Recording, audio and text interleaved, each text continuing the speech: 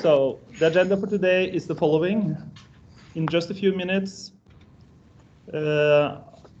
introduction to H2Cluster India, chairman of Greenstat.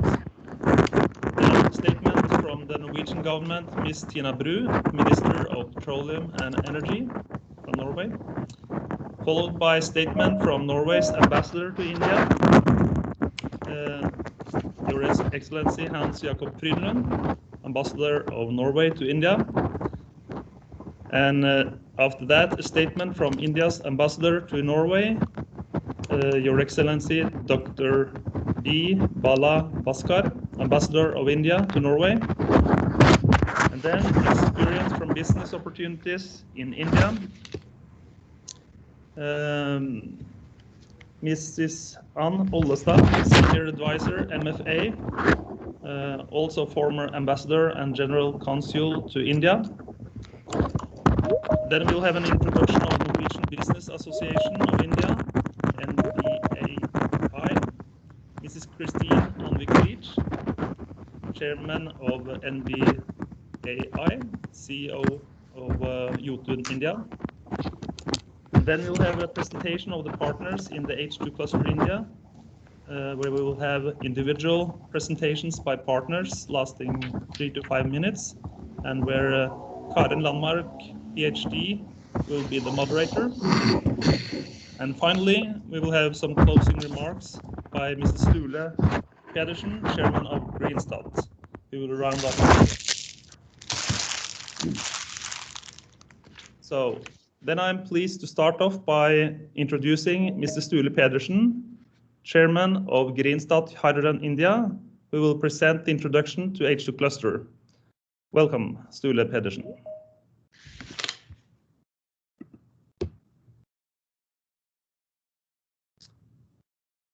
So then Sture Pedersen, are you on? Yes, thank you very much. I was muted. Sorry for that. Your Excellency, Ambassador Dr. Bhaskar, India's ambassador to Norway, and Your Excellency Ambassador Hans Jakob Frydenlund, Norwegian ambassador to India. Distinguished speakers and guests, ladies and gentlemen, it's a real pleasure for me to welcome you to this inauguration for the Norwegian-Indian hydrogen cluster. Today, we mark the first step to fulfill our vision to establish a center of excellence in India for hydrogen, and to further strengthen the cooperation and the ties between our two nations. We will today briefly present some of the Norwegian partners that, together with Greenstat, will share its technology, expertise, and experience in the hydrogen value chain, including also carbon capture storage technology, also called CCS, and to develop and to boost the partnership between India and Norway.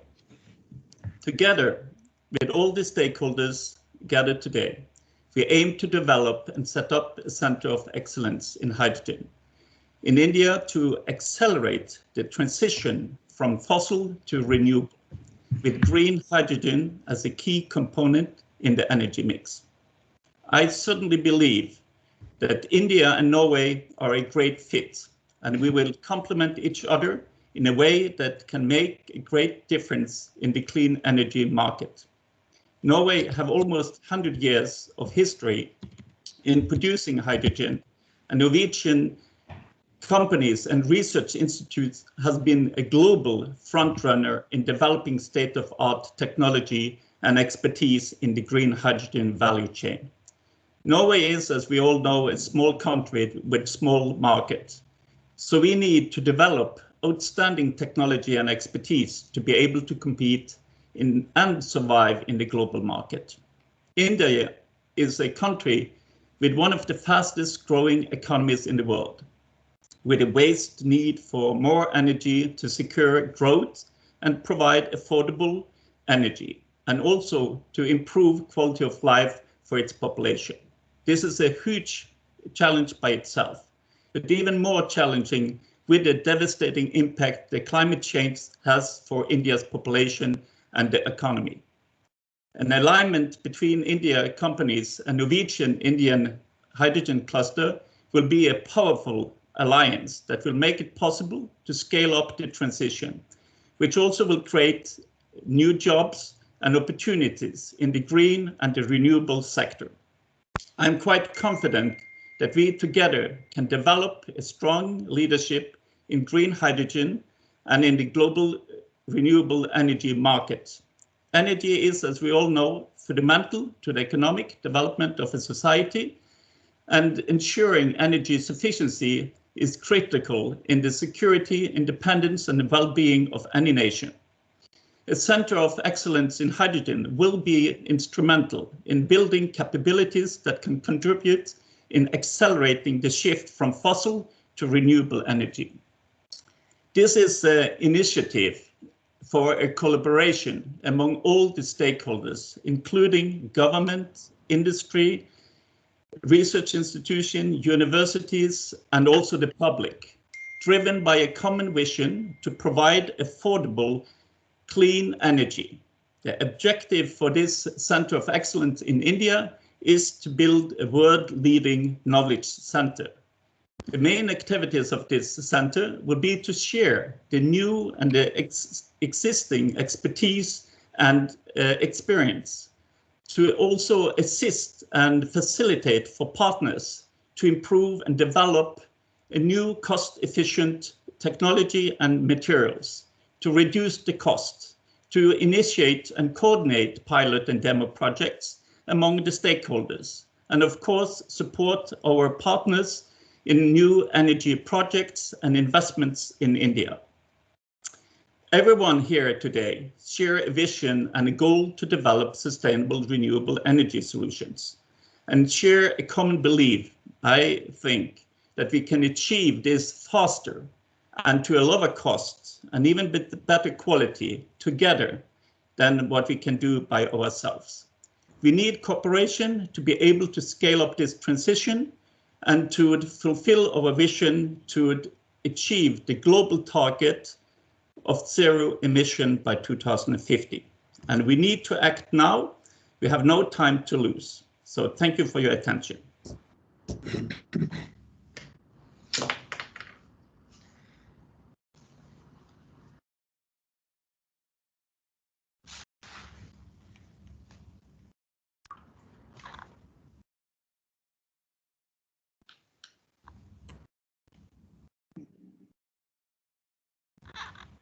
I think that you are muted.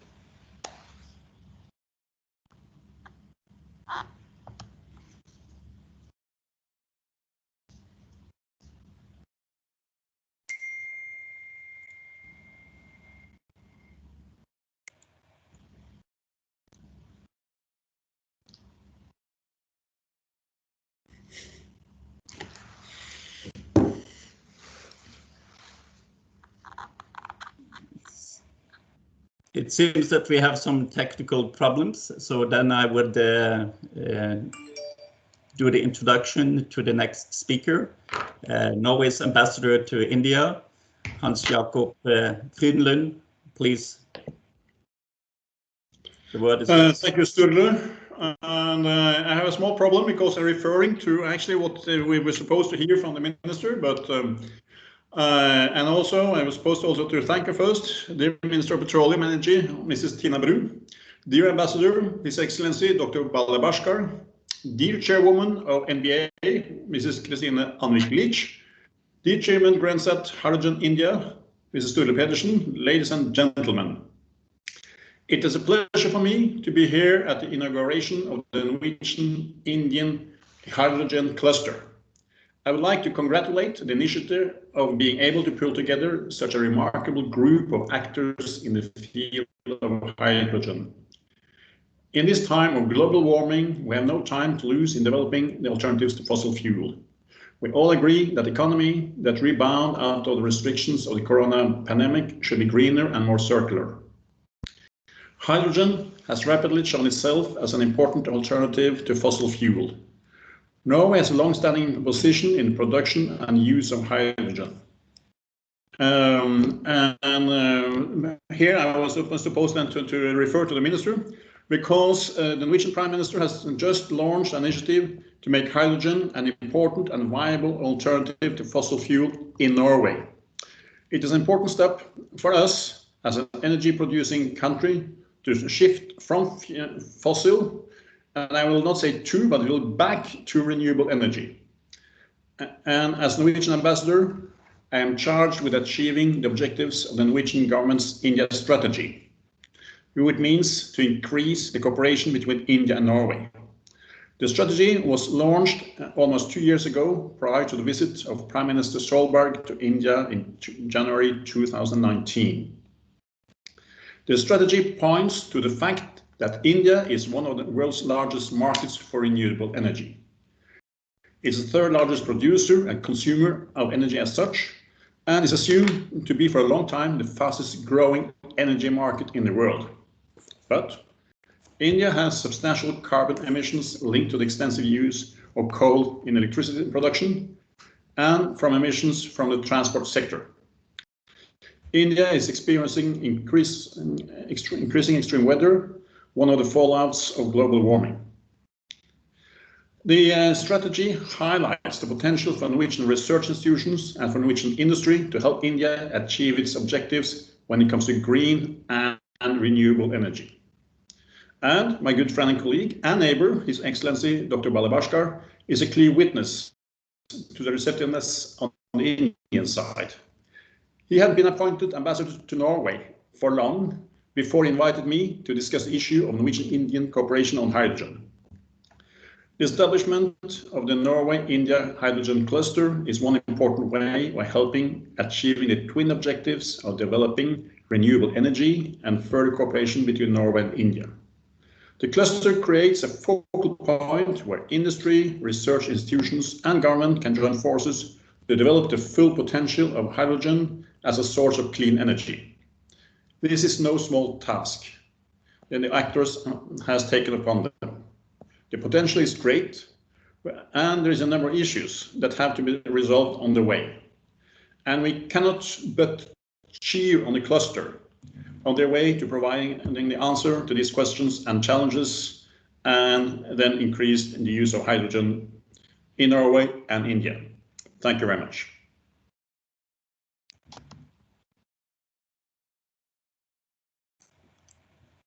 You are muted. I was muted. So what it's I'm not able to get it on. It's on now? You're still on, Hans Jakob. Knut, you're muted. So. Okay. Karen, can you display the ratings?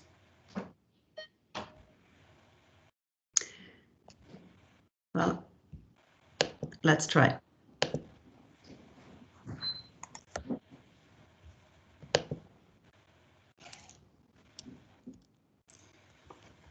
As you can see, we have some technical difficulties this morning, but we will now try to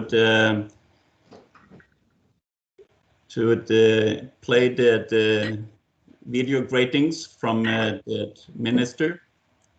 Just hold on for a few minutes. Just be patient for 30 seconds, and I think we can overcome it. Thank you.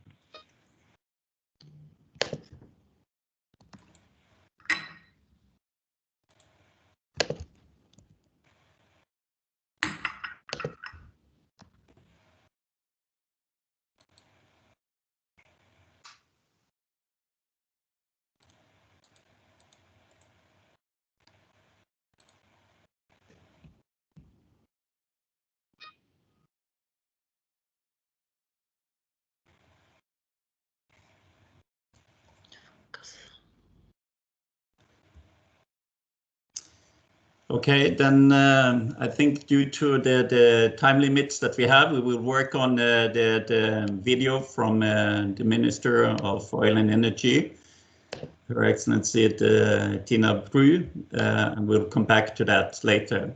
I also want to make here we are, so thank you very much. We will now play it. Karen, please continue.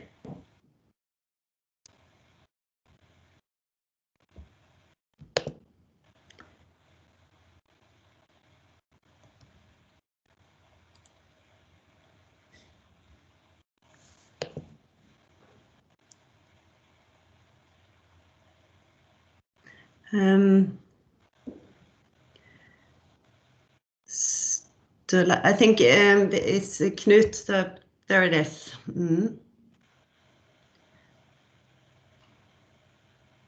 Are you able to play it? I'm not controlling. Okay, then I suggest that since we are encountering these technical issues, I think that we will move on in the program. I just want to make you aware that Madame Ann Ollestad is not going to participate in the program because of the time restriction that we have, and she is also traveling. But we will now pass the word to India's ambassador, Dr. Bashar. Please.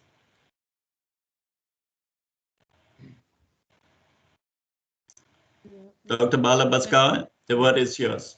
Yeah, Excellency the Minister, Excellency Ambassador of Norway to India, Mr. Hans Jacob, and other distinguished participants in this important event. Good morning to everyone. First of all, thank you for giving me this opportunity of joining all of you in such an important initiative.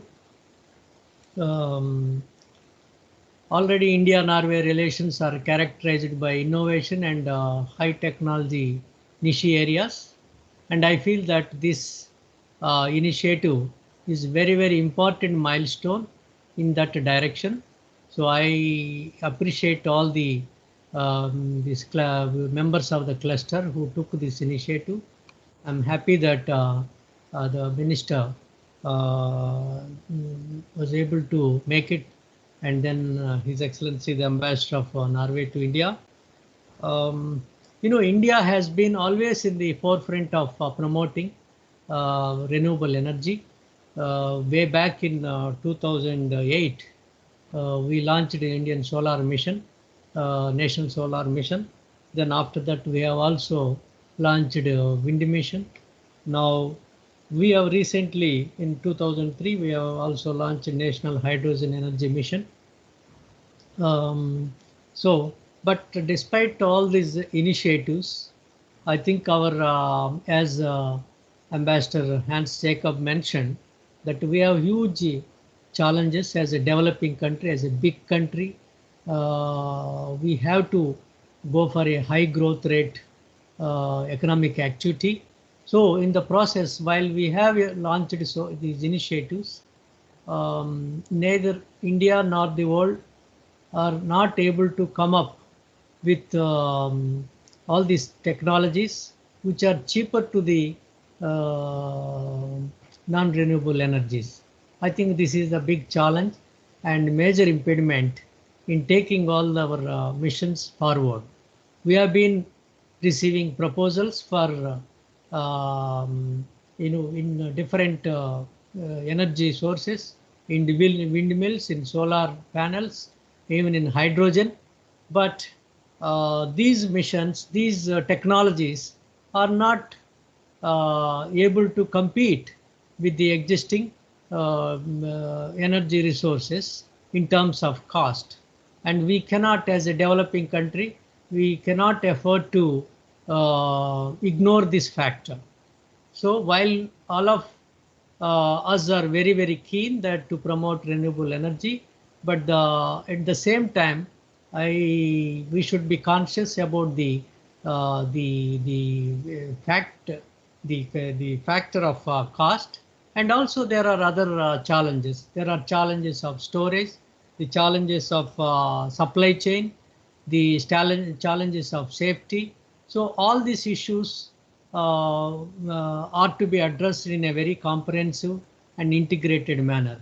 Without completely developing a protocol, going with a technology with any, in a particular area will not solve, will not address the problems, particularly in India, because we cannot afford to dilute the growth rate at any point of time.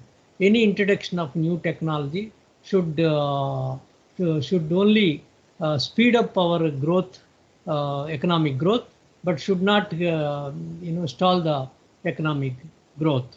So I think these are the challenges. In India, Ministry of Renewable Energy, we have a separate, in fact, we have created separate ministry way back in almost 2010 to give top priority for renewable energy. And earlier, this ministry was with the General Energy Ministry, where it was dominated by oil. So to give that due importance, we have created this new ministry. And since then, the ministry has been very active in promoting renewable energy. As part of this, their launching of National Hydrogen Mission, they are trying to give a policy support, and also setting up of the first they want to facilitate the technology, and also create demand. This is one of the policy objectives. And then secondly, the ministry is also encouraging pilot projects to see and how to identify the challenges both in technology and supply chain and other issues. Then ministry is also working very hard in developing standards, because this is a new area, and then still so many issues are the unknown factors to us. So we are in the process of developing proper standards, since this the whole concept is still evolving, and the resources of renewable energies are very varied. So it is not a single resource, see, not a single technology. So there are wide-ranging technologies, there are wide disparities. Each source of energy has its own challenges unique to its energy. So we need to study all these aspects in a very comprehensive manner. Then we also need to develop a proper infrastructure for that. So that we are actively engaged in developing that infrastructure, both in the short run, medium term, and in the long range. Then it is also one of the other objectives of the mission is to encourage the R&D. I think that way, where this initiative of Norway will perfectly merge into our objective of generating or emphasizing R&D, because all these renewable energies, R&D is a very important component, because the still evolving energies. So I think this initiative is a great idea, and then that can supplement Government of India's policy approach on encouraging R&D. I think having done that, I suggest that we need to move immediately onto the pilot projects, because India is a huge country with varied challenges and different operating conditions, different modes of transport, very diverse modes of transport, different in each region. So what I suggest is that, yes, this is a very important step that we have launched. You are developing the Center of Excellence. Parallel to this, I suggest that the organizers of this initiative should also work simultaneously developing or taking up a pilot project in different sectors. To start with, we have a very within the city, the transport sector, we have autos is very, very popular mode of transport. That segment wise, transport wise, transport sector-wise. If we develop projects like autos, then two-wheelers is a very popular mode of transport. Then we have government buses where each state government has their own transport network run by the government buses, and it is run by a corporational type of institutions. So that in that area also we need to initiate a pilot project. Then we have a interstate transportation. Then we have then we have to go for the industrial energies. So I think I suggest to understand the whole range of issues in this matter. It is better along with the launching of this center of excellence and then supporting R&D. It is better that we take pilot projects in segment wise, maybe to start with in cities, and then even within the cities we take one particular component of the transport sector and then work on that. So I think this kind of approach will also help investors from foreign countries to understand the dynamics of the various sectors that are being operated in India. I think that way, then we need to develop whole logistics. Developing logistic chain is another major challenge within the cities, between the cities, and then we have a huge rural network. So I think that is also an issue that we need to address. Then the safety of the storage of hydrogen. Then we need to develop vectors, like we, instead of only focusing on one particular, like then hydropower related, taking hydrogen from hydropower, we can go for other vectors, like ammonia is a very, very important vector. We have a huge industry. In fact, companies like Lara, they already have ammonia developed fertilizers, ammonia based fertilizers. So these vectors also have to be used so that we develop an integrated approach on hydrogen development. Bringing any technology in isolation may not be successful. Being someone who worked long years as an individual in the energy sector, this is my considered view, that we need to develop, any technology has to be developed in comparison with the existing technologies and resources, and the shift should be gradual, because we cannot create an disruption in the existing infrastructure or existing sources. We need to overlap over a period of time these technologies, the use of resources. So I think I suggest that we need to develop a very comprehensive strategy on hydrogen. This is the cleanest and the very good energy. I think this can, your initiative, I feel that the initiative by the Norwegian business people in this regard is can bring a great revolution in India's energy sector. I have no doubt about that. But at the same time, it is important that the India-specific strategy has to be developed. Then I think the success rate will be very high, and the disruptions are also very, very less. So I think with this, I want to convey my heartiest congratulations and deep appreciation for such a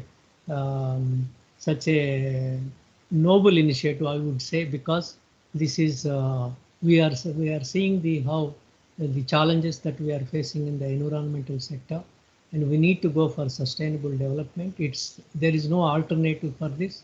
I think the hydrogen being the cleanest energy, there can't be better initiative than this. I think anywhere in the world. So I think this is a really great initiative.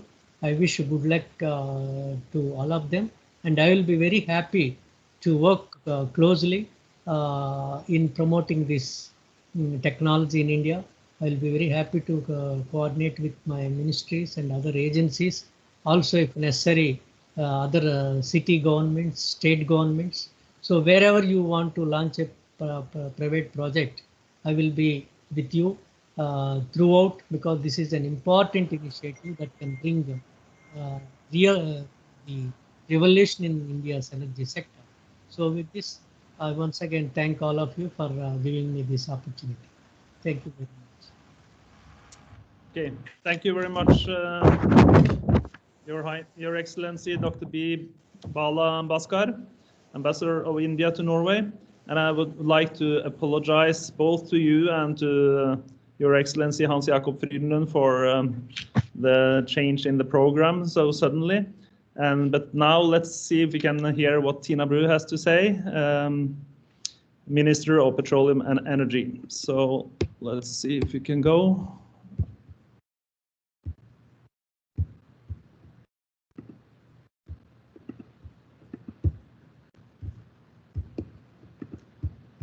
Here we go. Ambassadors, ladies and gentlemen, I would like to congratulate you all on the opening of the new Center of Excellence for Hydrogen in India.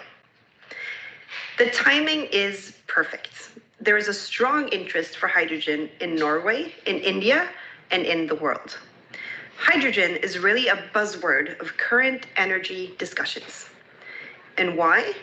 Because hydrogen really fits the bill to potentially deliver low emissions in sectors like transportation, industry and shipping, numerous industrial and commercial opportunities, as well as green jobs, and a perfect partnership with the tremendous growth of variable energy sources. A rapid expansion of solar and wind energy in India, but also globally, creates a demand for flexibility. Both our countries have great experience with hydropower. Going forward, I also believe hydrogen can be a major provider of such flexibility. Listing the benefits of hydrogen, you might have noticed that I used a word of caution. I said potentially. And this is simply because we are not there yet. In spite of all the buzz and optimism, we shouldn't lose track of the remaining challenges, like that the technology needs maturing. We need to show that it is safe. We need infrastructure. We need functioning markets, and the world is still being shaken by the ongoing pandemic. In order to face the challenges, we need cooperation. And this is where excellent initiatives like this center can play a major role. The companies of the Norwegian hydrogen cluster represent vast knowledge and experience, with key competence from the renewable sector, the petroleum sector, the industrial sector, and the maritime sector. We have a solid foundation for taking hydrogen to the next level. And just last week, our Prime Minister, Erna Solberg, announced an ambitious roadmap for the development of hydrogen in Norway. We are also working on our full-scale CCS project that certainly can play a significant role in the future of hydrogen production. But still, being a country of just 5 million people, there is a limit to what Norway can do. India, on the other hand, is already the world's third biggest consumer and producer of energy, with consumption expected to grow rapidly in the decades ahead. With that backdrop, the Indian government has launched an ambitious targets for development of clean energy. This is exactly where I see great potential for cooperation on hydrogen development between our two countries. Establishing a center of excellence is a brilliant step in that direction. So, Excellencies, ladies and gentlemen, climate change knows no borders and international cooperation is key. Our common challenge is curbing emissions while ensuring affordable and secure energy for everyone. That is a tall order, but failure is not an option. So with that, I would like to again congratulate you all on this occasion, celebrate today, and start the hard work tomorrow. Thank you for your attention. Okay, this time it's worked out fine, and thank you for that. So the next speaker on the list is Mrs. Ann Ollestad, Senior Advisor MFA, former ambassador, general consul to India, and she will tell us some words about the experience from business opportunities in India. So here you go, Mrs. Ann Ollestad. I'll give the word to you. Knut, we have made alteration in the program since we needed to fill in space for the minister. So we will move to the next. Sorry. Okay. We'll go on to the next one. Then it's the introduction of Norwegian Business Association of India. Mrs. Kristine Anvik Leach, Chairman of NBAI, CEO of Jotun India. So welcome, Mrs. Kristine Anvik Leach. Thank you, Knut. I will channel a little bit of Anne as well, just to make sure that we incorporate her energy as well. First and foremost, Sturle, thank you so much for inviting me to say a few words. Thank you, distinguished guests, the ambassadors, and ladies and gentlemen. It's a pleasure to be able to talk to you today. Obviously, this is a massively exciting opportunity and a project and an endeavor, because it really, you know, is a continuation of an already strong relationship between Norway and India, and initiatives like this would just further strengthen that bond going forward. I love the fact that it's renewable and sustainable, because I think the brand perception of Norway in India is so much centered around that. And I think that's an amazing kind of concept also taking forward. Wearing my hat as the chairwoman for the Norwegian Business Association, and obviously thinking there might be some new members in here for me. So, you know, I'll take that as well. If you don't mind, I will just share my screen just to take you through a few slides, if that's okay. Can everyone see my presentation now? If someone gives me a nod. Yes, it's on. Awesome. Big success. So in terms of the Norwegian Business Association India, the NBAI, we were established in 2013, based out of Mumbai. We are very much an independent non-profit making organization where our main objective is to promote bilateral trade relations, you know, obviously between Norway and India, trying to create a very business-friendly environment amongst the members that we have. We have about 40 member companies at the moment, and we're continuously trying to build and develop platforms for stakeholders to connect, which is an extremely important part of it, as well as learn and build networks and develop, in a sense, together. This is the board of directors as it is currently at per today. Sorry, I just hear there's a bit of disturbance on the line. So if you are not speaking, please mute your mic if I can ask you to do so. This is the board as it currently stands. We are going into the AGM very shortly, so there will probably be a few changes on here. But this is the board of directors, both in terms of the governing board as well as the honorary board members. These are our members, and I think this is quite, I think, an impressive list, both when you look at the size and the magnitude of the Norwegian companies that are here, also, you know, clearly illustrating the potential and the interest for Norwegian companies to get established in India. We're also really proud of the diversity of the different type of sectors, segments, and industries that are represented within our member companies. So this is kind of from a location point of view. We are predominantly quite heavy loaded in the West, and particularly in Maharashtra, but then also in the North, with Delhi kind of being a strong contributor when it comes to the membership base. We are then trying to increase our footprint to cover an even more pan-India presence when it comes to the members that we have. I'm going to spend just a little bit of time on here because the strength of the NBAI is, the expression, show me your friends and I'll tell you who you are.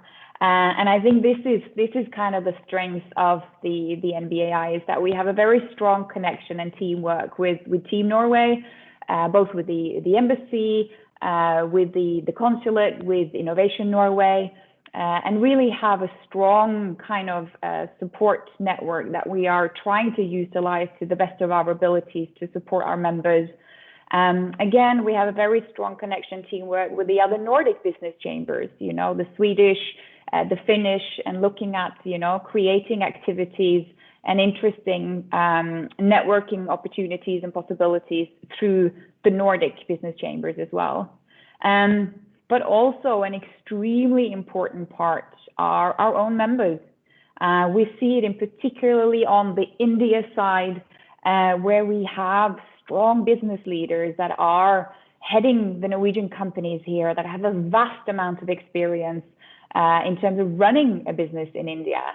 And that we can really utilize and capitalize on that in trying to help each other out and support each other wherever there is a need, even if it's it's a new venture into a new segment or a new market. It can be moving states. We know the diversity that India represents, and with such a strong footprint when it comes to business experience and competency within India, we can really try and help each other out. And that leads me to the activities. And if you just bear with me, I will try and share this here. Just bear with me. I will just share on here. You see this now, so I'm just taking it across to here, which is our annual report. Obviously, social media presence, trying to communicate and promote Norway in India, Norwegian business and potential in India. Whenever there is anything to talk about, we try and talk about it. In terms of running seminars and interesting sessions, pre-COVID, we like to meet face-to-face, Christmas parties and remember the good days without a mask. This is kind of to commemorate that time. But what I just wanted to highlight was when the current pandemic situation hit, we also had to really realign and say, okay, how can we now continue to add value for our members and for the Norwegian businesses in India? And we launched #Samsnakka, which is kind of, very informal. Every week, we invited all of the members in to really sit and share best practices, challenges, solutions. We are having, I'm the managing director for Jotun. I have a big factory here. We have other Norwegian companies that are also in manufacturing. How are we solving it? How are we making sure we are adhering to the guidelines, issues related to import, all of these really practical, operational, tangible challenges. And it's amazing and a bit of a support that you kind of feel that you can sit and talk about this together with other companies that are facing a similar sort of challenge. So that was run, I think we did 11 or 12 sessions during 3 or 4 months. And we are also continuing with that going forward on a monthly basis so that we can try and be there for our members. One is to have these, big meetings, webinars that you see here. We've been doing a lot of them. One is related to the digital transformation. We have had other going about the Indian economy. How is it looking? Again, due to the strong network together with Team Norway, we were able to get the Minister of Trade in a really interactive kind of town session part, so trying to offer something that is as strategic and conceptual as possible, at the same time trying to keep some of the session quite operational and tangible. That's kind of what I wanted to share about the business association. But it's an interesting, really, really interesting project. I think now it's holistic, it's great, it's visionary. I love to see how it's going to develop going forward when it becomes even more tangible and the plans are becoming even more concrete. Just, you know, thanks for allowing me to be a part of the journey. Thank you very much, Kristina Anvik-Leach, Chairman of NBAI. That was very exciting. And now we go forward in the program with the presentation of the partners in the H2Cluster India.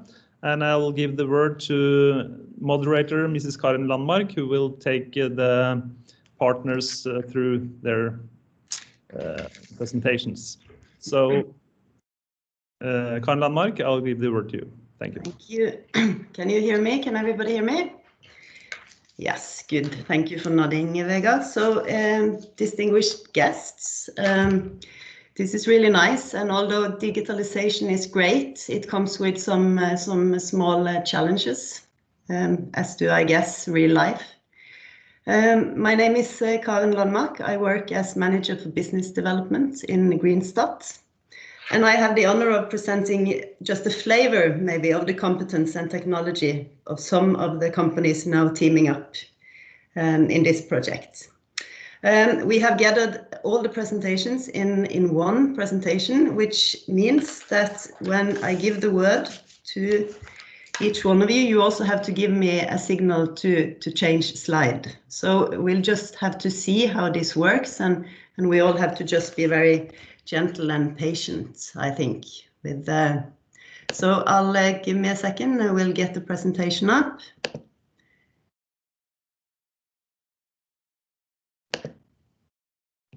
Okay, so can you all see my presentation now? Can you see the presentation? Can somebody give me a nod or a yes? Not yet. Not yet. Okay. So give me a second.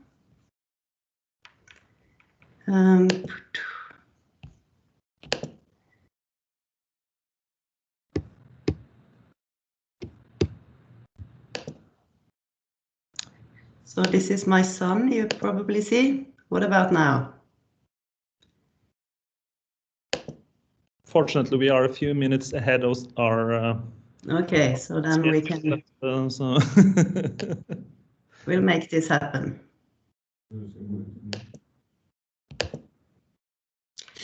It worked so well in the tests. Should I log out? Maybe I'm the one disturbing the technical. Yeah, try to do that. Sharing the last time. I'll go. Yeah.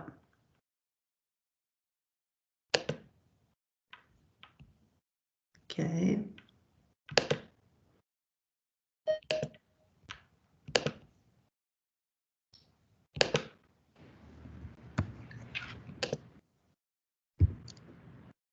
Okay, Karin. Yeah. Still nothing. Now it's working. Now it's working? Yeah, you can just make it up in full screen. Okay, perfect. So then we'll give the word to Nell, the first company out. I cannot see who of you are here, but I know that both of you have been in the meeting. It's Mr. Jon André Løkke, the CEO, and Mr. Kai Rune Heggeland, Director for Strategic Development. The digital floor is yours, and you give me a signal when to change the slide.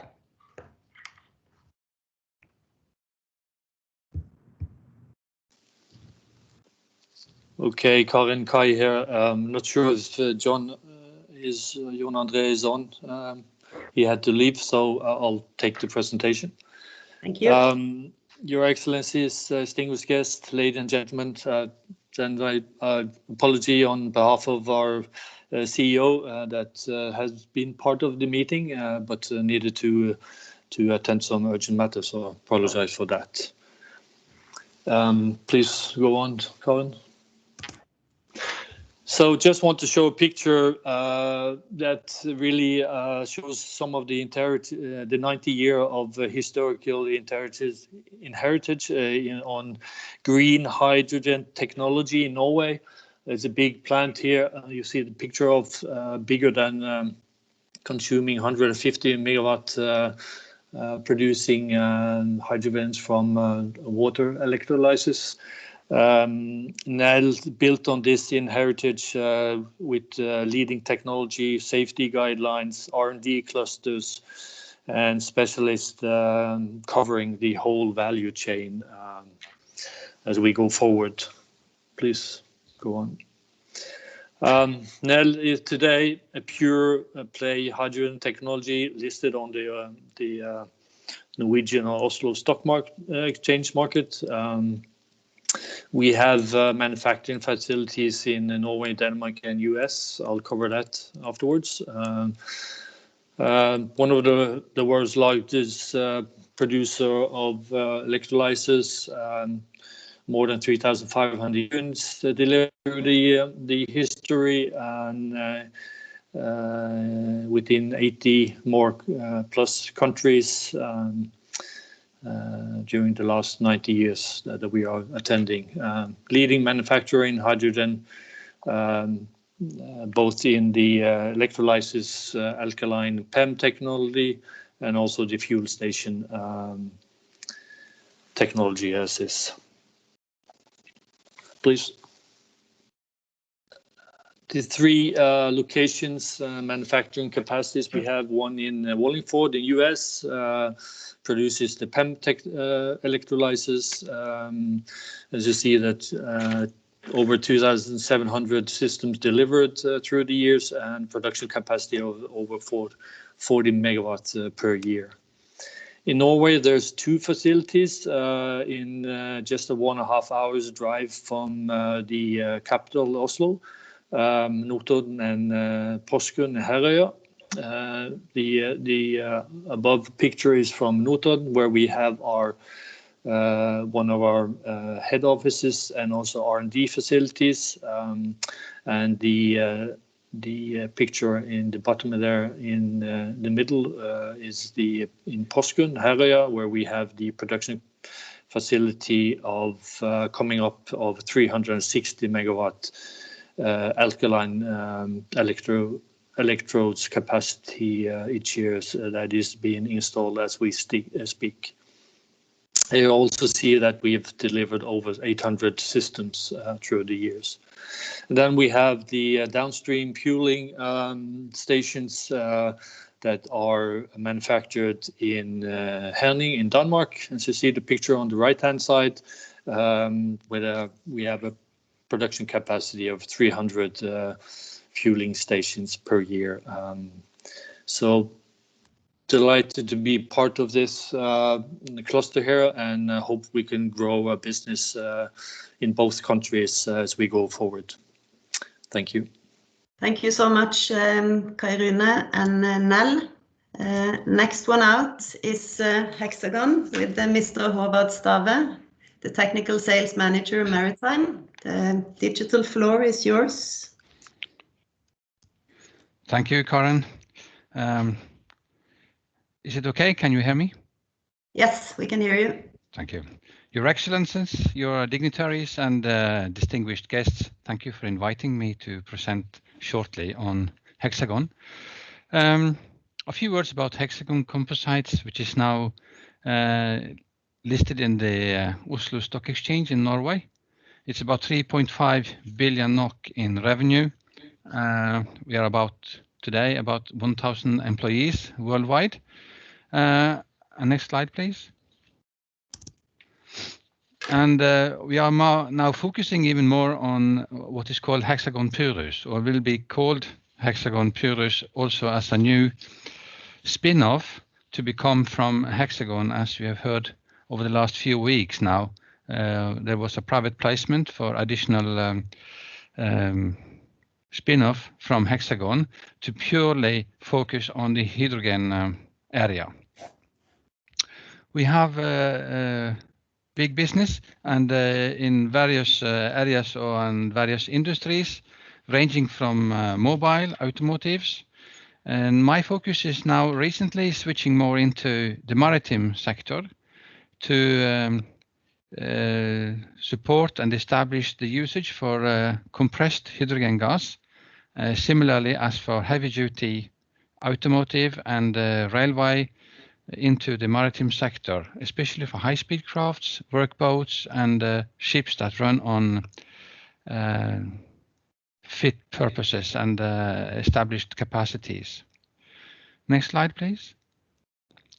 The word e-mobility, Hexagon Purus, we regard ourselves as a global leader. We are well positioned to support the oncoming shift, and we would like really to enjoy working together with all of you for future initiatives also in India, in the various sectors and in your businesses that maybe deliveries and support from our solutions can be to a common interest and common benefit for all of us. Next slide, please. We produce only Type 4 cylinders. That means that it is only the type which is the best countermeasure for permeability, best safety for the also storage and transport of hydrogen. We use the tanks for transport containers as well as storage containers on board the various type of vessels, including ships and automotives. You may challenge us and also visit our website and our friends. We have representatives in India also, so you can easily get support from us for the various applications that you may be looking for. We have about 50 years of common experience with various high pressure technologies. Currently for these kind of products, we make them in Kassel in Germany and various locations in the US. We distribute and sell globally to interested parties. Next slide, please. Here is a variation of different applications that we do deliver to. So it's ranging all the way from distribution to automotive fuel tanks, heavy duty for trucks, also for propulsion of the trucks and trailers, as well as the distribution. Buses, similarly like for carbon compressed natural gas applications. We also have compressed hydrogen gas applications to be for electric driven buses from the fuel cells. So we work together with various partners for fuel cells and for different vendors and investors in the various industries. Next slide, please. Here's a map for the different locations where we are available today. If you have additional challenges or challenges to get in contact with us, especially now, there's a lot of initiatives ongoing also in Australia and Far East.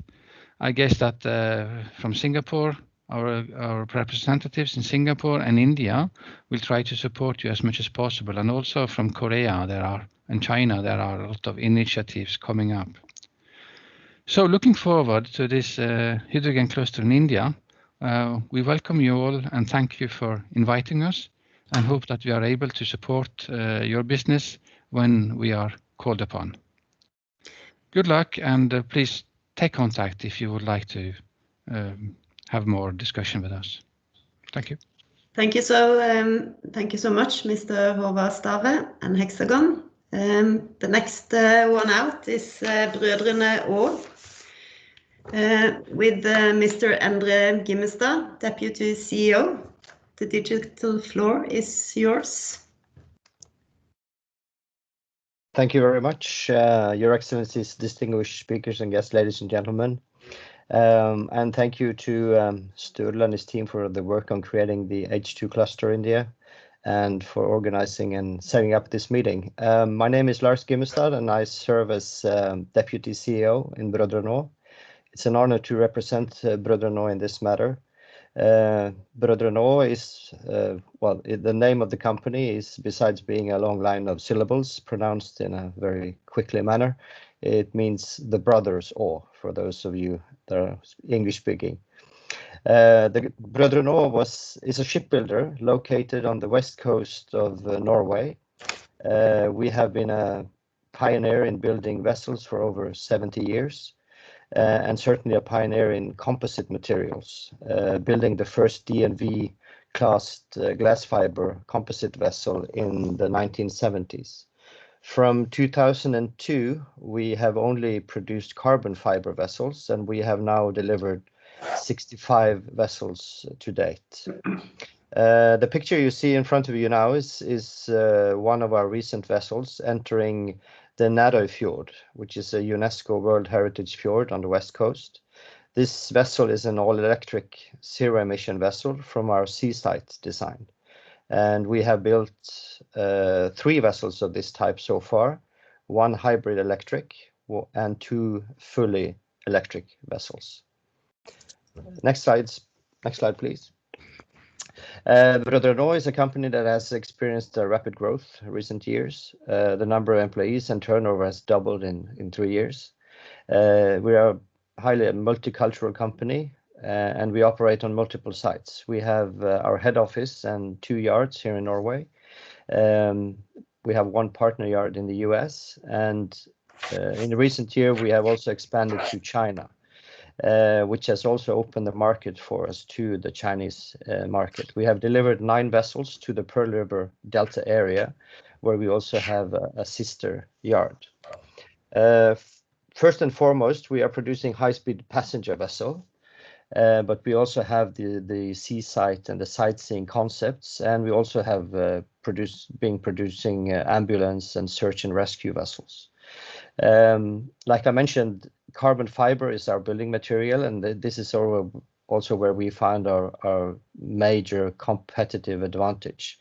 It's a very strong and lightweighted material, and this yields very strong advantages in our common quest for the low and zero emission solutions.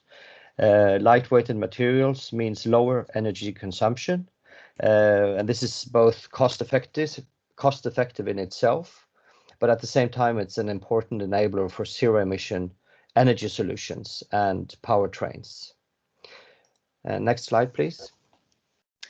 We are a company constantly leading and participating in various technology development projects, and I'm just highlighting 2 recent projects that we have been involved in, which have relevance to today's topic. We have been working on 1 hydrogen project for several years relating to the DNV-GL's Green Coastal Shipping Program. And we have developed 1 solution or 1 concept relating to the county of Trøndelag's call for development contracts. Both these projects demonstrated that technology is there and it's available. So technically, we don't see any problems with sort of materializing this into concrete projects.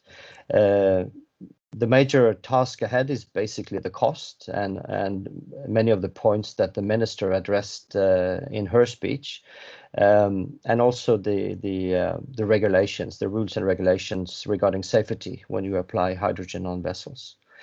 We see zero emission water transport is emerging very strongly in many parts of the world, both as a mean to reduce congestion in cities, but also as a measure to reduce local pollution and global CO2 emissions.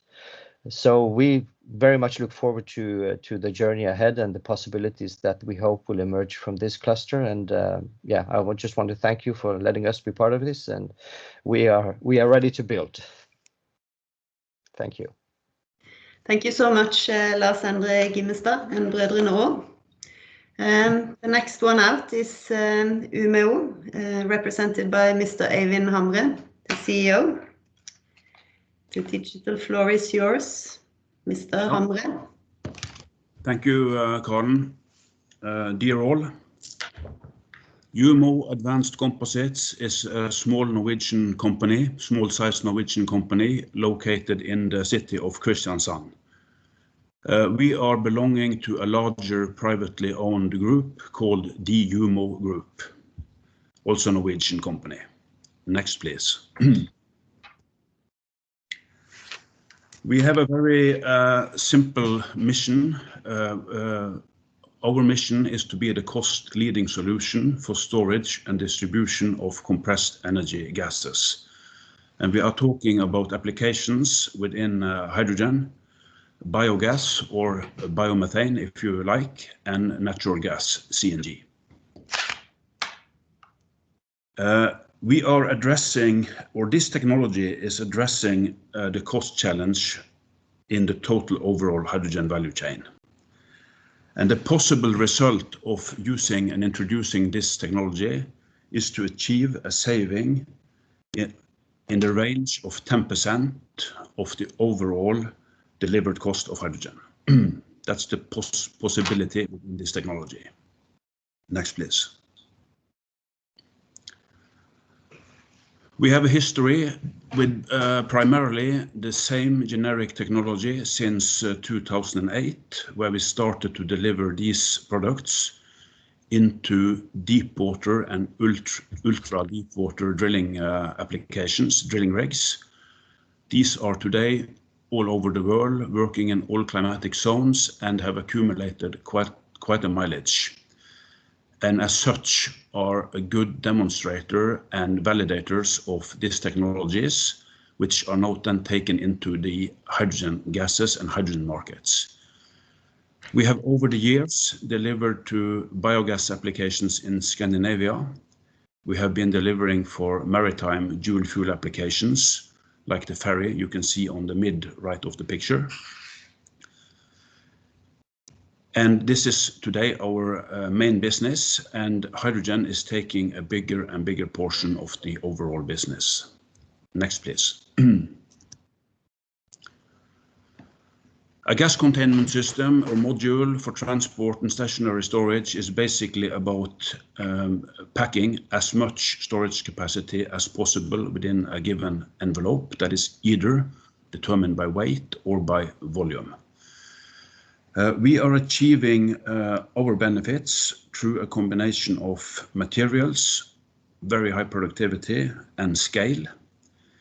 And what you can see here, the inside or the cut picture is showing a typical generic representation of the product, where the cylinders are the main components, typically representing 80% of total value in our package.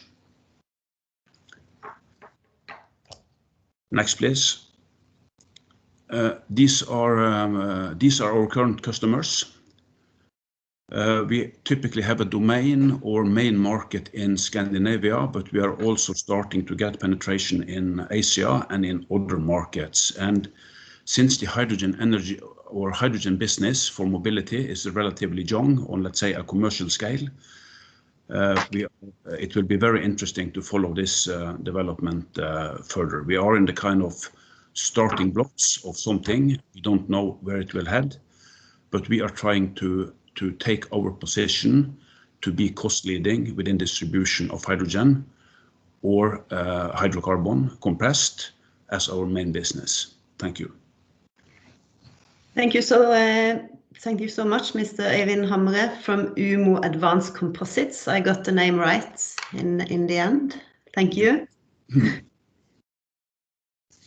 Next company to present is Ballard. And there's two represented here from you today. I think it's Mrs. Nina Caroline Hjort who will do the presentation, or was it Mr. John Winterborn? It will be me. It will be you. So Nina Caroline Hjort, the digital floor is yours. Thank you so much. So Your Excellencies, ladies and gentlemen, thank you so much for this opportunity to present Ballard and our work today. As mentioned, my name is Nina Hjort, and I am the Director of Strategy and Market Development for Ballard Power Systems. Next slide, please. Ballard is recognized as the leading provider of zero-emission fuel cell solutions for mobility.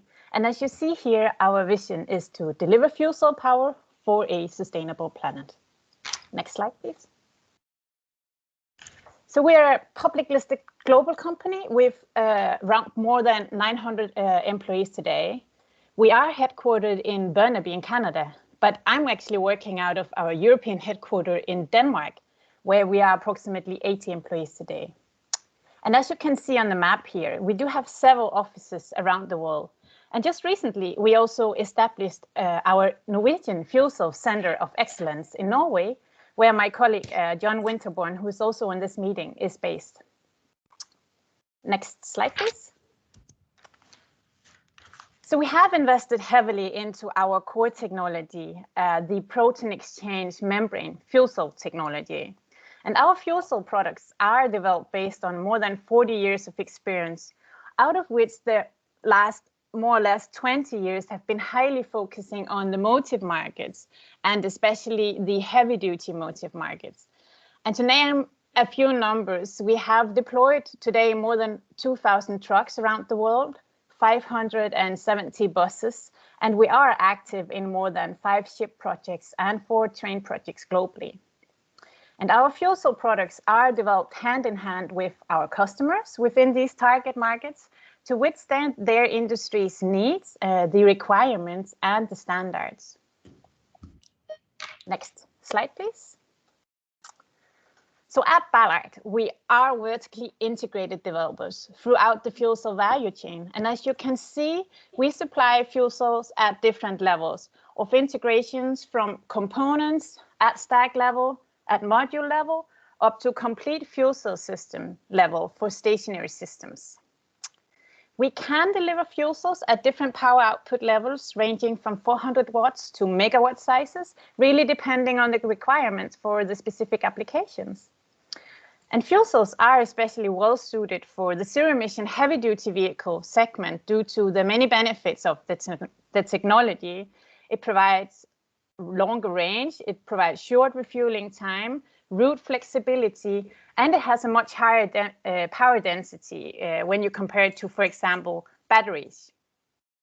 And one of our key aims in Ballard are to foster collaboration across the hydrogen ecosystem. And with the H2Cluster India, we are looking to work with our existing great partners in the ecosystems and new partners, and with vehicle ship integrators, bus and truck manufacturers and shipbuilders to deploy hydrogen fuel cells at a larger commercial scale. Next slide, please. So thank you so much. And if you are interested in learning more about Ballard or our fuel cell products, please do not hesitate to reach out to either me or my good colleague in Norway, John Winterborn. Thank you.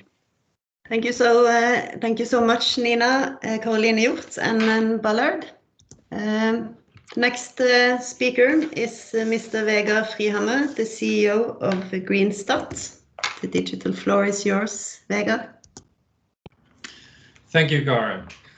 Dear Excellencies, distinguished speakers and guests, it's an honor to have you all on this digital conference that sort of indicates the start of something that we believe can be a truly beneficial collaboration between Norway and India. And at Greenstat, we focus mainly on green hydrogen from renewable energy, but we also see that there is a need for what we call blue hydrogen. So we will work together to help the hydrogen value chain being developed. Next slide, please. The role that Greenstat is taking in the value chain is that we would like to be the owner and operator of hydrogen production plants. And we are technology neutral, so we will buy the best available technology to build plants that can provide cheap, affordable green hydrogen to the market. And the different markets that we are looking into now is obviously transport on land, maritime, which is extremely interesting, especially for Norway, but also to India, looking at large industrial applications. And we also believe that exporting green hydrogen from Norway will be viable. And we see that the drop in electricity prices makes it possible for us to develop value chains where hydrogen is provided to the customers at a reasonable price. I'm also the chairman of the steering committee for the newly founded H2Cluster, where we also look at all these different parts of the value chain so that we have a holistic approach to the hydrogen industry. Next slide, please. And as previously mentioned, it's important to get pilot projects so that we can have volume and scale to get the prices down. So together with our partners in Norway, especially Nel, where we had a collaboration since 2016, we are now developing projects all around Norway. This picture shows Glomfjord Industrial Park in Nordland County, where we're now planning a 20 megawatt large-scale hydrogen production plant that could be even further ramped up if demand is developed. Next slide, please. We also work with Nel, Akershus Energy, which is a utility in Norway, and H2 Energy, there's a Swiss-based company, to develop ecosystems for truck projects in Norway. We have an agreement with Hyundai to support us with 500 trucks for the Norwegian market within the next few years. We believe that this is crucial to get the projects developed, that we need sort of a base load demand to start off with. Next slide, please. An area where Norway is leading the way is definitely within the maritime industry.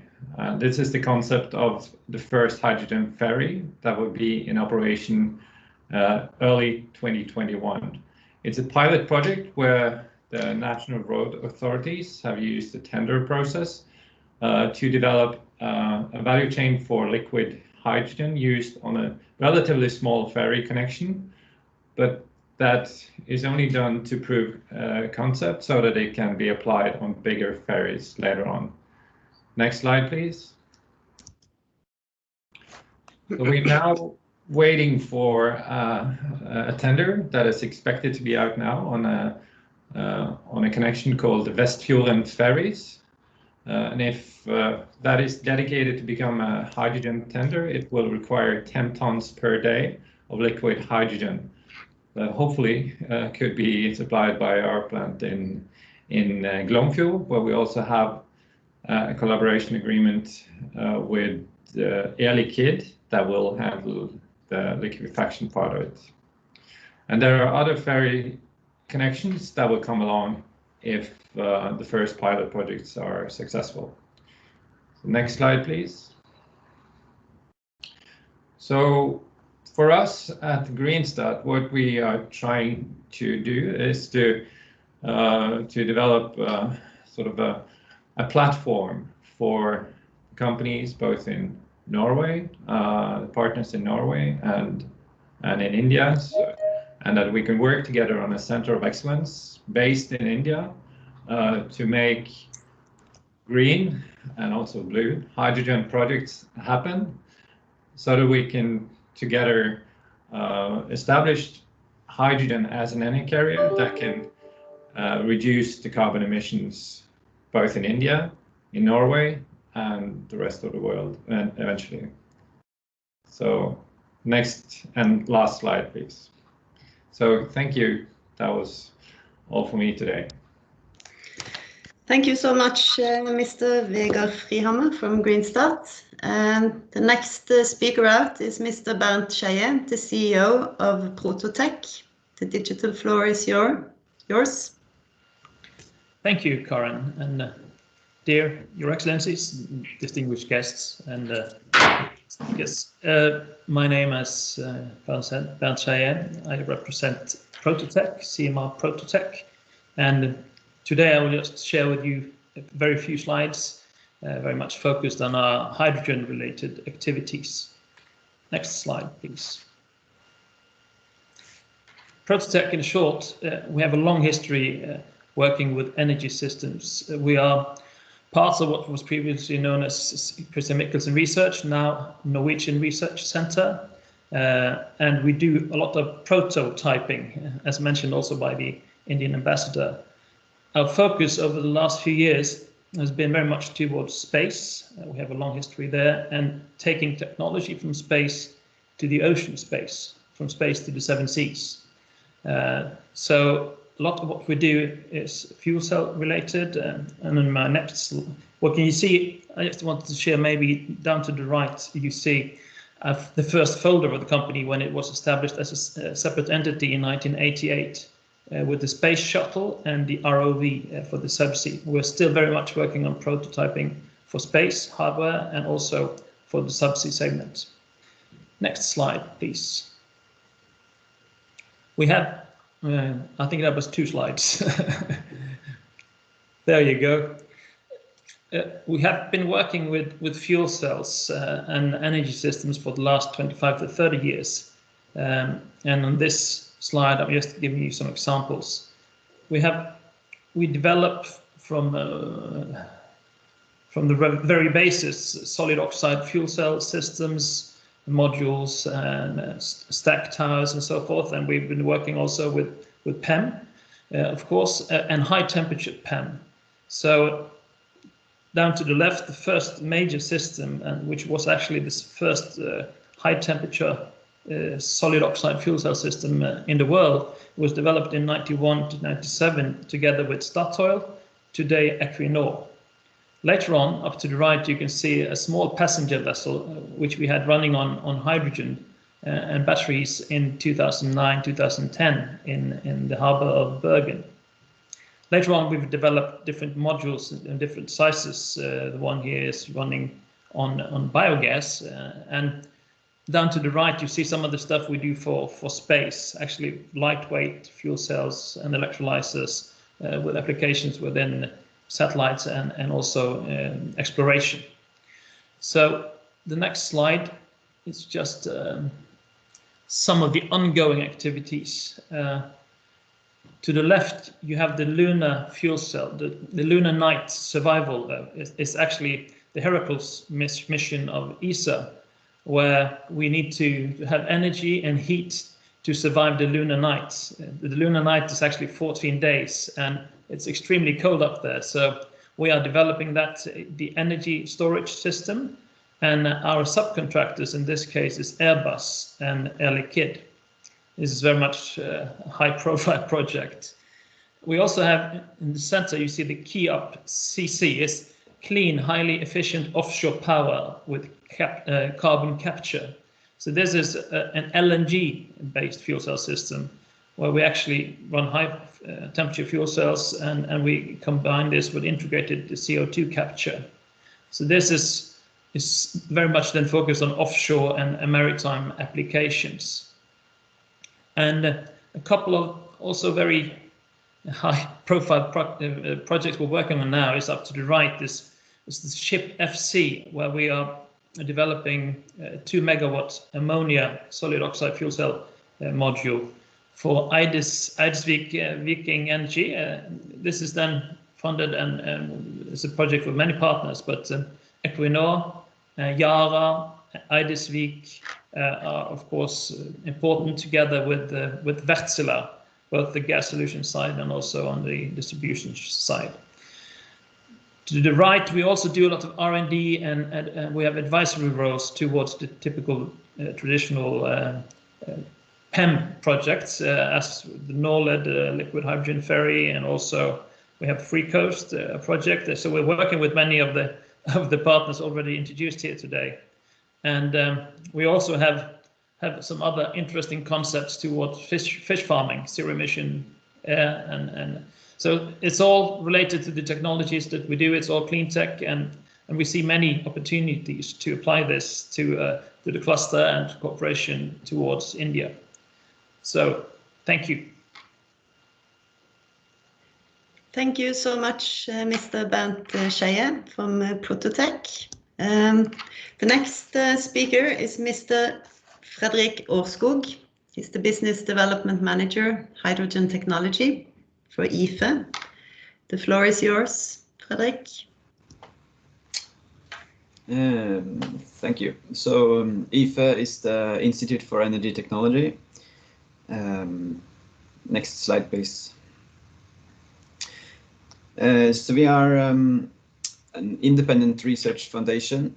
We were originally founded in 1948 to build and operate nuclear reactor, and we still have 2 nuclear reactors today that they were closed down 2 years ago, and they are currently being decommissioned. Very early on, we started working with hydrogen, and we also have we are active in many fields like offshore oil and gas, floating wind power, solar, battery development, and also transport. Next slide, please. It's difficult to present a research institute in three slides, so I've focused on a few topics. The first topic is human factors of safety. IFE has hosted the Halden reactor project since 1958. This project is about safety in nuclear reactors. We host the largest group of psychologists, industry psychologists in Europe. Our focus in this is process surveillance and information systems for control rooms, with the objective of increasing operational safety of nuclear reactors. So our main competence is in how the interaction between people and technology and organization influences safety in operation of complex industrial processes. In how to plan and construct the technical systems on human premises to minimize chances of human error and to achieve safe and efficient operation. So it's about the human capability and ability to manage technical and organizational changes. So what we do is enabling the operators to ensure a safe and stable operation and to identify potential issues before they develop into serious incidents. We are not allowed to publish too much about our work in nuclear safety because that is sensitive information, but we have applied our competence in many other sectors as well. I've included a picture of the control room from the Snow White LNG plant as an example. Our technology or our competence has also been used in a large number of other oil and gas installations within railway control centers, aviation, process industries, telecom, power grids, the maritime sector. We currently have ongoing projects on human factors in maritime safety, analyzing human factors in and tasks and roles and work processes in bunkering of hydrogen-powered ships. So that is focused on compressed bunkering of compressed hydrogen and bunkering of liquid hydrogen. We also did a concept risk assessment of this high-speed passenger ferry from Brødrene that was presented earlier today. We believe that our more than 50 years of experience within human factors in nuclear safety and combined with our technical competence in hydrogen systems and processes makes us a unique collaboration partner within hydrogen safety. Next slide, please. The second thing I wanted to focus on is one of our main expertise is that we own and build and operate advanced infrastructure and laboratories. I've selected a few examples. So inside one of our new nuclear reactors, we have operated the instruments with liquid hydrogen since the 70s. The liquid hydrogen is used to cool down neutrons. That is used to determine atomic positions of hydrogen in, for example, metal hydrides, and in research on metal embrittlement using neutron diffraction techniques. So we built this inside the reactor hall with liquid hydrogen production. That equipment we are currently moving now into a new liquid hydrogen laboratory that is under construction. IFE also developed the concept behind the sorption enhanced reforming techniques that is the basis of SEG power, which is hydrogen production from natural gas and biogas with integrated CO2 capture. What we try to do is to bring the technology from concepts into pilots, and all the development and qualification process that is needed to scale up the technology. We also, the last thing I wanted to show is we do energy system modeling, both on long-term and large-scale, international, national, and city models. We also do local, small-scale models. We developed the times energy systems models that covers energy supply and transformation and end users. So it's electricity, heat, fuels, and also the consumer side, buildings, transport, and process industries.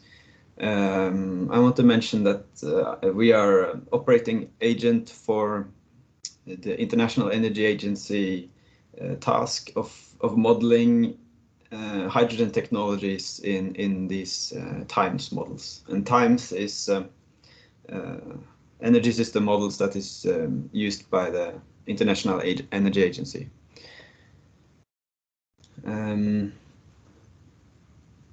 Yes, so what we do there is sort of analyze different, for example, analyze different policy options that you could include in order to enable a green shift at the lowest possible cost. And in this modeling tasks, we also have existing collaboration with partners in India. Next slide, please. So I'm the business development manager within hydrogen technologies at IFE. So please contact me if you are interested in collaborating with us on different topics. Of course, I could not present everything that we do at IFE in 5 minutes, but please contact me, and I will facilitate communication within our institute. And I really hope that this new cluster will lead to new research activities for us. Thank you. Thank you so much, Mr. Fredrik Aarskog from IFE. The next speaker is Dr. Desikan Sundarayan, the Managing Director and Country Head for Equinor India. Dr. Desikan Sundarayan, I hope I got your name right. The digital floor is yours. Thank you very much, Karen, and you're quite close, I must say. Yeah, quite close. Thank you. Next time I'll be. Yes, will be perfect. It's actually indeed a pleasure to represent Equinor at this esteemed platform, right at the brink of when we changed ourselves from Equinor, Statoil to Equinor a couple of years ago, with the intent of broadening our supply chain from oil and gas to a broad energy company, and going from the Nordic roots, or taking the values of the Nordic roots and transforming energy transition on a global stage. So if you could go to the next slide. Yeah, so as a company, we were founded originally in Norway, national oil company primarily as we were founded. In terms of our footprint, nearly 40% of our oil and gas production comes from our international assets, but the core of our production still resides within the Norwegian continental shelf. In terms of our global footprint, we're present in about 30 countries, staff of about 20,000 people plus or minus. And what is really exciting in this journey from Statoil to Equinor and oil and gas to energy in terms of energy transition is our fast growing portfolio around renewables projects, specifically offshore wind and also hydrogen together with CCS, which is carbon capture and sequestration. Within a few years, we already are supplying about 1 million European homes with clean renewable energy from our offshore wind farms in Europe. We have projects under development or commitment in the east coast of the US. And we are also looking for offshore wind projects along the eastern part of the hemisphere, specifically in Japan, South Korea. And we are also really looking to enter India in the offshore wind regime as well. I think we'll move to the next slide, Karen. Yeah, so we heard a lot of good narrative put together by the honorable ambassadors, and the one thing that really struck me with regards to the hydrogen technology in particular is around the concept of affordability. There's a lot of enthusiasm with the energy companies and a lot of actors supporting the energy companies and the lawmakers towards energy transition. But what I really want to highlight here today is the narrative into the hydrogen systems per se. What we see on the right-hand side here is, energy is a very complex mixture. And if you just look at the European energy mix as such, a relatively small percentage of that is electricity and the rest of it is molecules. And molecules are immensely difficult to decarbonize. And we really are left with two options. One is the green hydrogen and the other one is the blue hydrogen. So balancing clean, reliable and safe and affordable is a very tricky game as we move forward. And all the four elements of development, as we call it, which is science, technology, engineering and policies, have to come together if we have to really look at decarbonizing the broader energy systems. If we go to the next slide.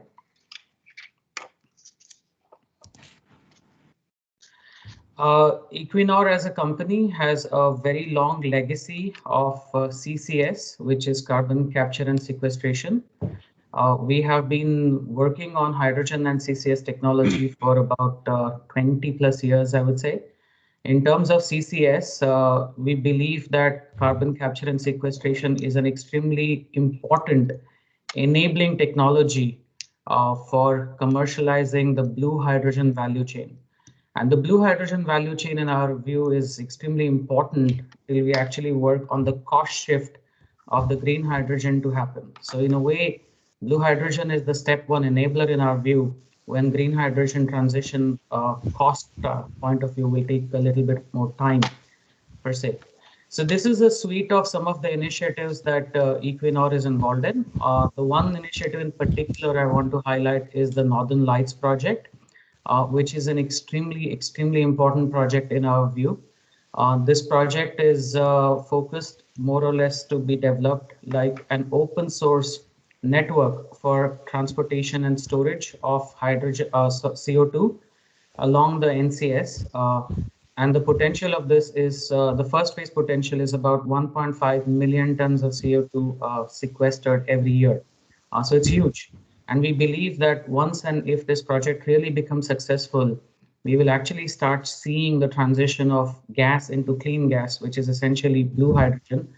And then there are a lot of other enabling technologies which need to come together for essentially seeing liquid hydrogen carrier fuel ships moving from the west to east, replacing the LNG ships that we see in today's world. In terms of other projects, when we have the intermittencies in the renewables, We also believe that hydrogen will have a strong role to play to have a carbon-free intermittent fuel supply, energy supply as such. And in terms of hard to abate industries in the likes of steel, hydrogen can also play a very strong role. A couple of key messages I want to really leave you with today with this particular slide is what this slide demonstrates is really years and years of hard work in terms of taking research concepts into pilot stages.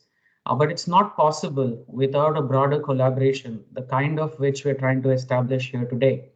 And the other important factor to establish this collaboration to develop meaningful pilot projects is support from the government. So policy also has an extremely strong role to play. Almost in each of these initiatives, there is some form of direct or indirect support from the governments of the respective countries that have played a strong role in conceptualizing this. So as we enter this partnership in India as well, what we are really hoping to achieve out of the partnership is, I always like to say, when you share a story, you spark a story. So we would really like to bring Equinor's experiences and stories from other parts of the world into the Indian context. And we'd also like to hear from our Indian partners and policymakers what we as a company, together with the Norwegian partners, can actually do in India per se. We're really looking forward to be a part of some of the pilot initiatives that can be leading the way in energy transition in India. And we are also looking to establish strategic partnerships who share the same vision and legacy the likes of Equinor does in India as we partner into energy transition in India. And the last thing I want to close, last comment I have before we close Equinor's pitch is we opened an office in India last year in October.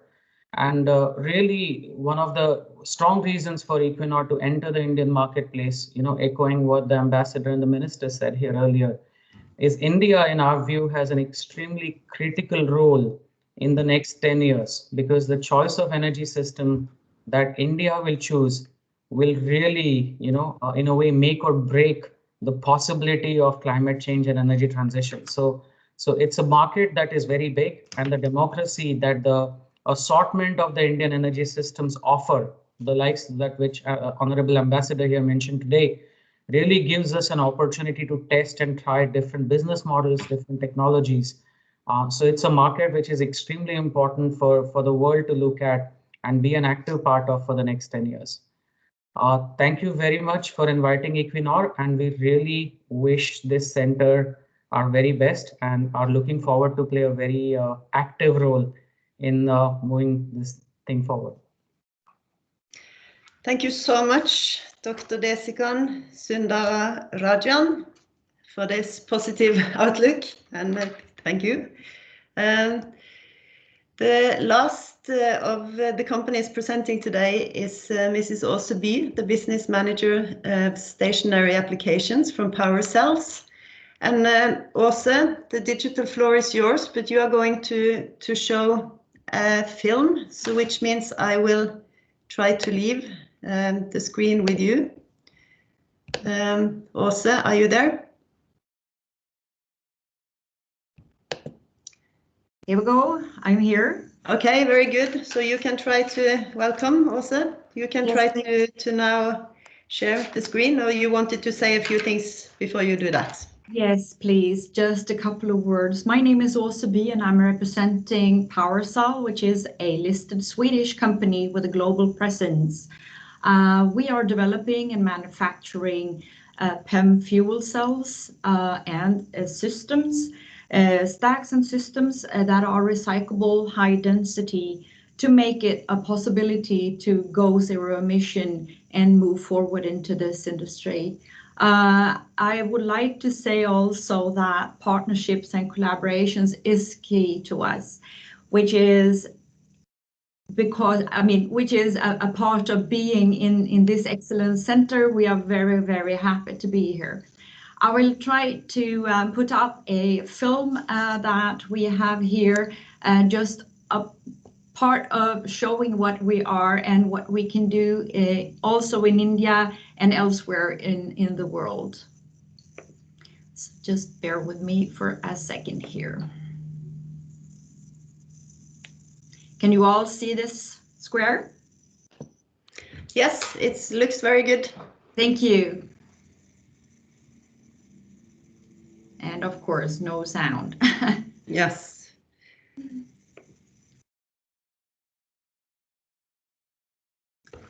Then I'll say what she is saying. She is just now presenting what is happening in South Africa and what we are doing there, putting together systems for hospitals.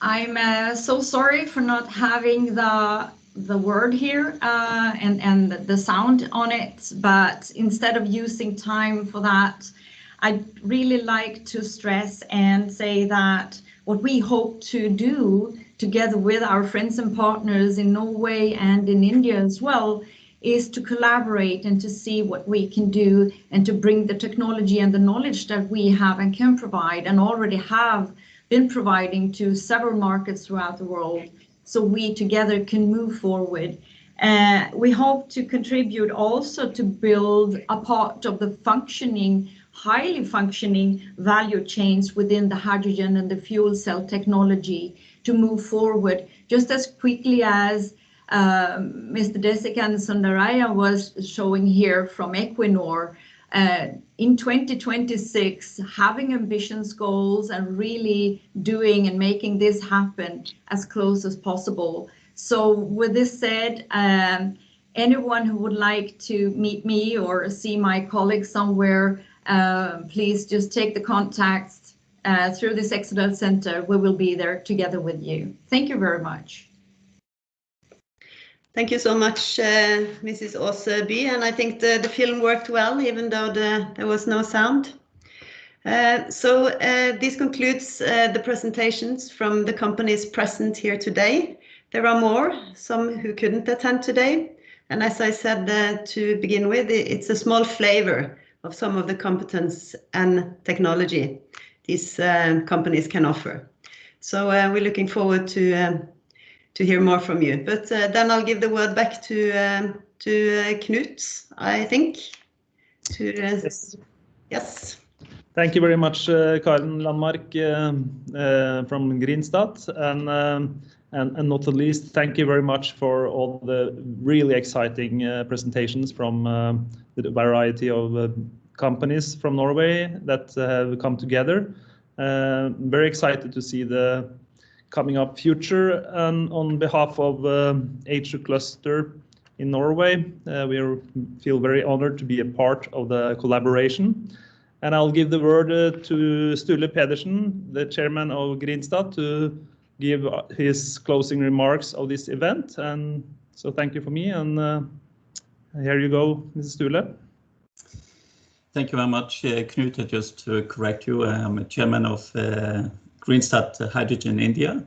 So, but anyway, I will use this opportunity to thank you all for your participation in this official launch of the Indian-Norwegian hydrogen cluster.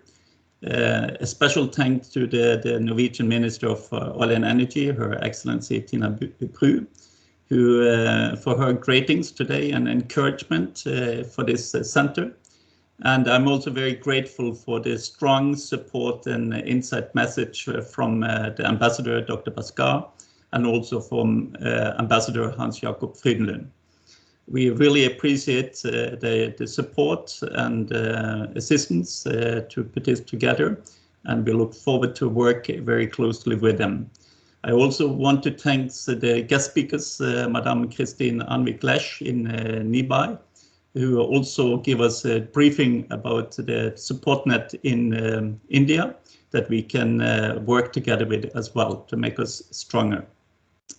I will also like to thank the Norwegian companies and our partners for the brief introduction of the company's capabilities. Of course, due to the time limit today, it was a limited number of our partners who could do the presentation, and of course 3 minutes or 5 minutes doesn't justify the presentation of the full capacity of these companies. But I can make you rest assured that we will have more comprehensive presentations and discussion in the next upcoming meetings and workshops that we have planned. So tomorrow we will embark on a very exciting journey, as we have heard here today, and we will reach out to our partners and friends in India that we have been working with in different capacity in the past. But we will also look out for new development and new relationship to implement commercial projects. I think that it has been underscored how important these pilot and demo projects will be to scale up the technology. So this will be one of our priorities as well. We have lined up workshops and meetings in the weeks and months ahead. We start already the next week. And I will send you an update program of the activity plan for the fall after we have discussed and finalized our tentative activity plan with our partners. We have also, probably some of you have noticed some leading Indian companies here today in the energy sector, which we also look forward to work closely with to fulfill our mission, and are very grateful for the participation today. Unfortunately, we didn't have the time to let them do a presentation due to the time limit, as I mentioned. We have been on time, we have a few minutes left. But as a kind of a closing note, I just want to say that we can promise you that we are very eager and highly motivated to develop this partnership. I think that you heard that from those who have been speaking today and made the presentation. And I can also assure you and promise you that we will work very fast and efficient to achieve this vision and to build a strong and lasting partnership with all of you. So thank you again for participating in this very important milestone. And we look forward to start up the work tomorrow and next week when we have planned the first meetings and workshops. Thank you very much for your time and enjoy the day. Thank you. Thank you. I want to take this opportunity to thank Mr. Pedersen, who has taken such a marvelous initiative, and I wish good luck to him. And he has already invented Indian bamboo and introduced it to the world as a different new material. And I'm sure he will do a great job in introducing hydrogen technology also in India. And thank you all the participants on behalf of Embassy of India. Thank you.